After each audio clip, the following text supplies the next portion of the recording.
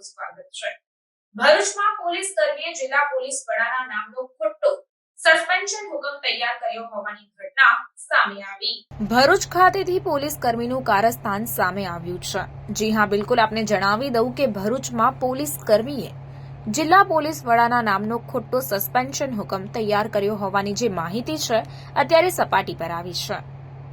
વધુ પ્રાપ્ત વિગત મુજબ કોન્સ્ટેબલનું કારનામું પત્ની સાથે ઝઘડો થતા પોલીસ કોન્સ્ટેબલે પોતાને જ સસ્પેન્ડ લેટર બનાવીને એસપીની ખોટી સહી કરી હતી, ત્યારે ભાંડો ફૂટતા તેની વિરુદ્ધમાં પગલાં લેવાયા। પત્નીને પોતે સસ્પેન્ડ થયો હોવાનું જણાવતા બનાવટી હુકમ તૈયાર કરાયો હતો, ત્યારે પત્ની સાથે ઝઘડો થતા પોલીસ કચેરીના કોમ્પ્યુટરમાં જ સસ્પેન્શન લેટર તૈયાર કર્યો હોવાની માહિતી પણ હાલ સામે આવી છે।